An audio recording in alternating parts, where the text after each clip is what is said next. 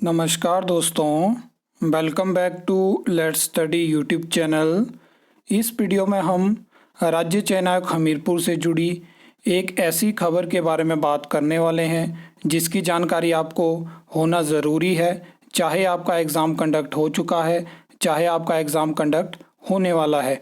हम डिटेल में इसके बारे में बात करेंगे क्योंकि इससे पहले भी बहुत सारे ऐसे स्टूडेंट थे जिन्होंने इसके बारे में बात करी थी और ऑलरेडी इसके रिगार्डिंग में बहुत सारे स्टूडेंट से बात कर चुका हूँ।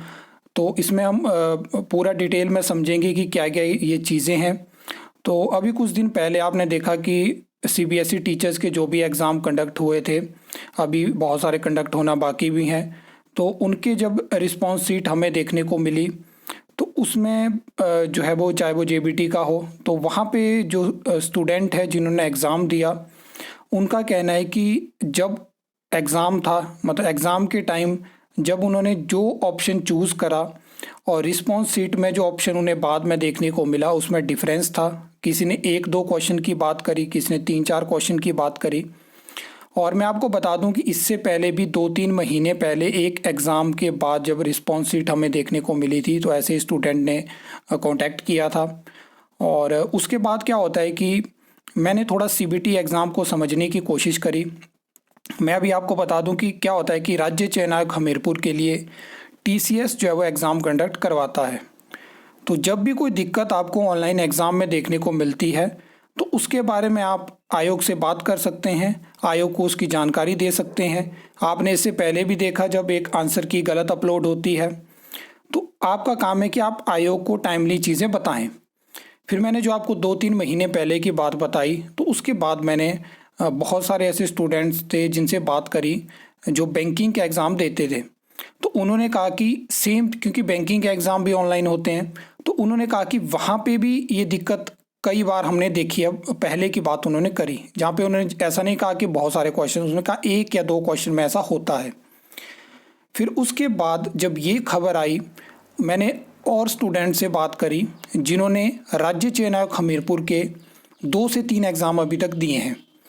उनका कहना है कि जब भी आप उस टाइम पे जब आप एग्ज़ाम देते हो, आप किसी क्वेश्चन को अंडर रिव्यू डालते हो, बाकी क्वेश्चन अटैम्प्ट करते हो, उसके बाद आप उस क्वेश्चन को दोबारा सेलेक्ट करके जो आपको उस टाइम पे आंसर सही लगता है वो चूज़ करते हो।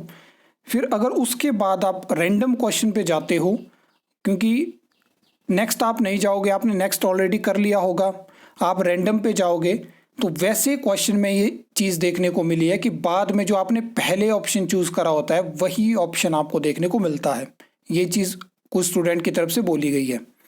अब मैं वीडियो इसलिए बना रहा हूँ क्योंकि देखिए इसकी जानकारी होना बहुत ज़रूरी है, आपको पता होना चाहिए। आयोग को हम इसके बारे में जानकारी दे सकते हैं अगर ये चीज़ें हुई हैं। जिनके भी एग्ज़ाम कंडक्ट हुए हैं, जिन्होंने भी एग्ज़ाम दिए हैं, 2-3 एग्ज़ाम दिए हैं, 1 एग्ज़ाम दिया है, अपना एक्सपीरियंस ज़रूर शेयर करें, कमेंट सेक्शन में लिखें, क्योंकि बहुत सारे एग्ज़ाम कंडक्ट होना बाकी हैं। पटवारी का इतना बड़ा एग्ज़ाम कंडक्ट होगा, जेओआईटी का है, पंचायत सेक्रेटरी का है, तो ये बड़े एग्ज़ाम कंडक्ट होना बाकी हैं, और ताकि ज़्यादा से ज़्यादा स्टूडेंट तक ये जानकारी पहुंच पाए। अब इसमें देखते हैं कि क्या आगे होता है और किस तरह के आयोग जो है वो फैसला इस पे लेता है, क्या ये चीज़ें थी। क्योंकि जो इस तरह से ये खबर है कि आयोग ने यहाँ पे बोला है कि आप बताइए कि क्या क्या चीज़ें हैं, विद प्रूफ होनी चाहिए। तो देखिए क्या स्टूडेंट के पास क्या प्रूफ हो सकता है। उसने तो सीबीटी एग्ज़ाम दिया, सीबीटी एग्ज़ाम के दौरान थोड़े ना आपको वो पहले जो कार्बन पेपर मिलता था जो आप बाद में आंसर की से मैच कर सकते थे कि आपने हाँ ये ऑप्शन किया है। वहाँ पे तो आपका सिर्फ जो रिस्पॉन्स शीट होती है वही आपका जो है वो एक तरह का ये है कि आपने ये चीज़ें वहाँ पे उस टाइम पे एग्ज़ाम में करी हैं। तो इन चीज़ों के ऊपर ध्यान देना पड़ेगा। टीसीएस के लिए भी ये एक चीज़, मतलब उनके लिए भी अगर इस तरह की गलती हो रही है, चाहे वो एक क्वेश्चन में है, वो नहीं होनी चाहिए। जब आपको स्टेट के स्टूडेंट 800 पे कर रहे हैं, चाहे वो रिजर्व्ड कैटेगरी के हैं चाहे अनरिजर्व्ड कैटेगरी के हैं, तो उनके एग्ज़ाम को अच्छे तरीके से, फेयर तरीके से कंडक्ट करवाया जाए। आपके 1 या 2 क्वेश्चन में ऐसा दिक्कत की वजह से जो है वो मेरिट में जो स्टूडेंट पहुंच सकते थे वो नहीं पहुंच पाएंगे।